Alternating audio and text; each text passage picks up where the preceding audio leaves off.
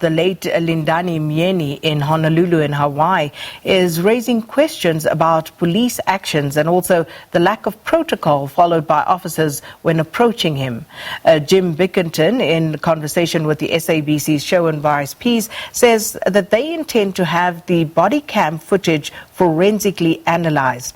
They also revealed that the location of the police shooting was not a home but an illegal vacation rental, raising questions about who was in the property and why Myeni might have been there. And here's that exclusive discussion. Jim Bickerton, thank you for making the time to speak with us. We appreciate it.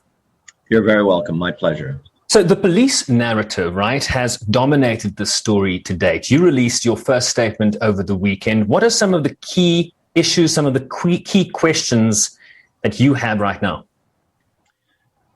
Well, I want to start by saying what I think is the most important thing that has come out, and that is the failure of the police to announce. Not only did they not announce, but the language and tone that they used actually would have told Lindani that they were not the police.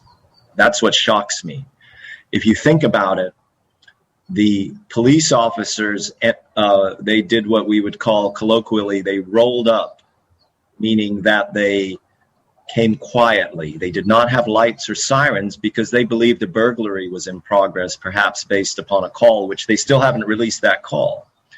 But because of that, they think maybe there's a suspect to be apprehended. They come quietly, and this house that he was at has a U-shaped driveway. So they entered from the east end of the U, came through the porte cochere, which is it's a rather large house. It has a porte cochere, and the officer comes around on the west side of the U and looks at Lindani with a bright flashlight beam. Now he's coming from the house that Lindani just left. There is a woman standing behind the policeman, screaming, "That's him, that's him."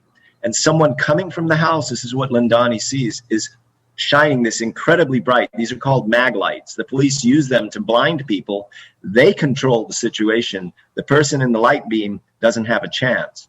There's a light shining in his face, and the man says in a very rough, aggressive, disrespectful voice, "Get on the ground, get on the ground." Never says he's a police officer. You only have a split second to think. Here you are, this lady's screaming, and her friends are coming after you. You can see a gun and you can see a light, and that's all you can see. And they're saying nothing about being the police.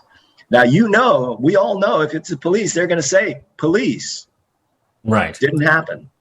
From my perspective, Lindani thought that his life was in grave danger. He had two choices, really. He could run or he could fight.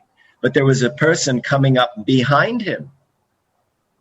So, who was that person? You do see body cam footage, Jim, of someone standing next to him as the cop turns and puts the flashlight on him. I says, think "Get down." Who's that person? I don't think it's that clear, Sherwin, that they're standing next to him. I think that from the way I look at that footage, and we will have it forensically broken down and enhanced so we can really see. But from what I can see, the other person is moving. They're not standing still, standing next to him. In other words, some people have looked at that and said, oh, I think they're in conversation. But I think that that person is coming in from the other driveway. The idea, and I believe that this will come out, with this U-shaped driveway, the police officers would enter, you know, they're talking on radios, they can converse. We've asked for the dispatch tapes and hopefully we'll get them. I think they have to release them eventually. But they're coming in from two ends of a driveway. So Lindani is standing down towards the street end of one of the arms of the U, and the police officer is coming in that one. The second police officer is behind him, approaching him. So he might hear a noise of someone walking, but we don't know if that police officer announced himself. And that police officer's cam, whether it was working or not, hasn't been released. So we don't know. And they're not releasing a statement about what he did or said. Talk about the location where this is happening. You say this is not a home, this is a hostel. What was Lindani doing there? Well, that's what that's a mystery, but we're exploring it. And I don't want to reveal everything that we know at this point. But what this house is, unquestionably, is what we'd call an illegal vacation rental in Hawaii. So we have strict zoning laws because so many people want to come and visit. And in residential neighborhoods, you can't just open up a bed and breakfast or a hostel. But people will do it anyway, because this is a large house with multiple rooms and relatively easy access. It's apparently never left unlocked. There are always people coming and going and staying there. Lindani couldn't work in the U.S. because he's still an immigrant and he doesn't have a work permit. So he was the house dad, stayed home all day and took the kids to the beach or around. And, you know, they were little kids. So, he couldn't go to school. So he actually met a lot of people, according to Lindsay, his widow, and he knew many people and he would encounter people. It's possible, for example, that he had met someone who was staying at the hostel and was stopping by to say hello. It's another reason why it's so puzzling, because this clearly is that type of transient accommodation. Why anyone would get upset or excited if a stranger shows up. That's bizarre to us, and we don't really understand that. We want to hear the tapes. Jim, the police say there's an investigation ongoing. What can you tell us about this investigation? Who is conducting it? You know, in South Africa, we have a body called the Independent Police Directorate that investigates police shootings, not the police themselves. I wish we had that here. We have something that has a similar title, and in the last 10 years, they've investigated precisely one shooting by our count, and there have been several a year. So the people who are investigating this are the police officers. And to me, you know, the idea that they could stand there and say that they are brave for having shot an unarmed, three of them together having shot an unarmed man, boggles my mind. That just makes no sense at all. And they're focused entirely on the wrong part of it. Sure, once a fight breaks out, it's every man for himself. But why did that fight happen? Why did it have to happen? Right. To me, there was a clear disrespect shown. There is a thinking, and it's the same thinking that drives a lot of the shootings in this country, and the same problem that Black Lives Matter has been confronting and dealing with. And that is, he wasn't given the proper respect that he should have been. If he is nonviolent and just standing there and he hasn't hurt anyone, perhaps there's been an unlawful entry or whatever it may be, but you say, sir, this is the police. Please put your hands where we can see them. We are armed. We don't want anyone to get hurt. If you announce yourself that way, he'd still be alive today. I'm almost certain of that. Explain for us what your role is now, right? You're the family attorney, but you're also engaging with this investigation. What are your conversations like with the police right now? How are you engaging them? You've talked about the fact that they're holding his cell phone, that you're not happy about that. What are your interactions with law enforcement right now? Well, we have to do it in writing. There's no way for me to pick up the phone and make something happen that way. So we've sent letters demanding the information. A lot of this is public record, and it's supposed to be turned over. Things like the 911, that's our emergency number here. The 911 tapes are supposed to be turned over upon request. They're not something that can be held secret. We believe there's data on his phone that may be helpful. That's his possession. The family's entitled to have that returned. He's not going to be charged with any crime at this point. The only crime that could be investigated that would make any sense would be his killing. And why his phone might bear upon that, well, perhaps if he was filming it, it might. We don't know. But our job right now is to gather information. We're not going to be like the police and start running to judgment. We don't have to run very far to make the judgment that it was a gross error not to announce yourself.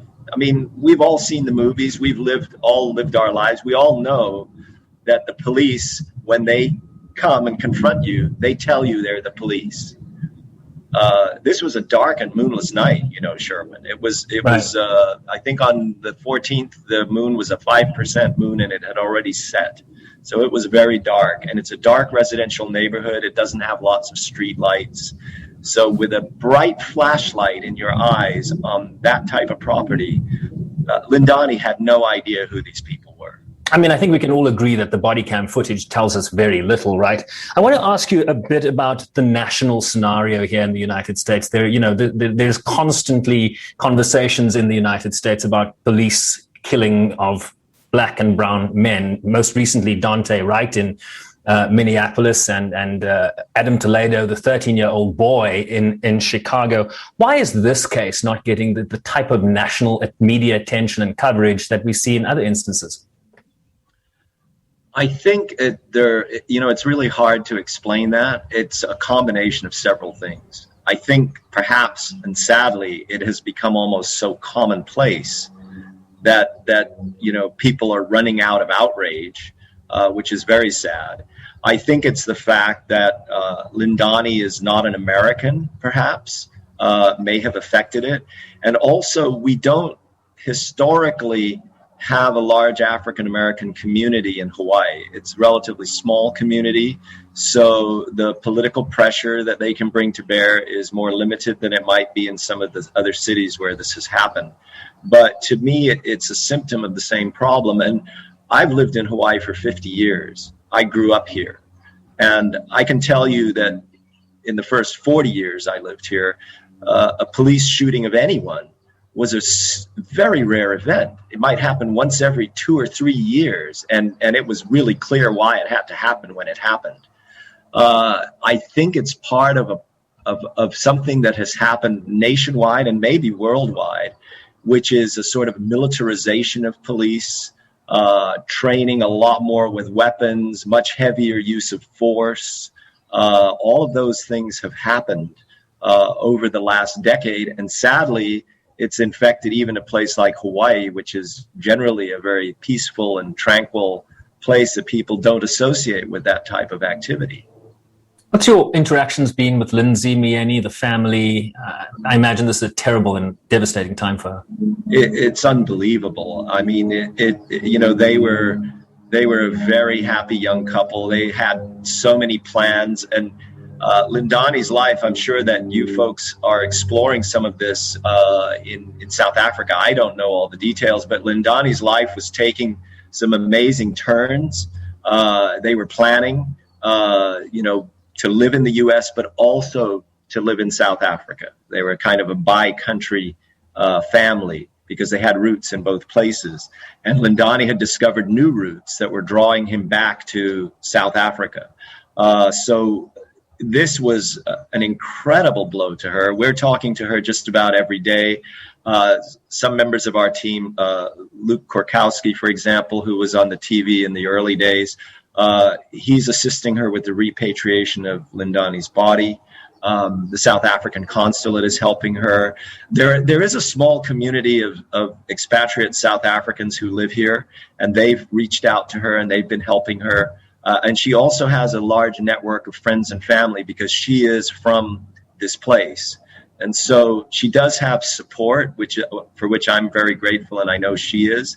But it's unimaginably hard. It's really, really tough. Final question for you. Just give us a bit of a timeline, if you can. What's going to happen next? Well, that's something that we're actually debating because it depends. Our main purpose right now at the moment is to get every shred of information that is available. And that can either be done voluntarily in a spirit of transparency. And if people in South Africa want to help, that's really a place for them to bring pressure to bear, not to demand accountability at this moment, but let's get the facts.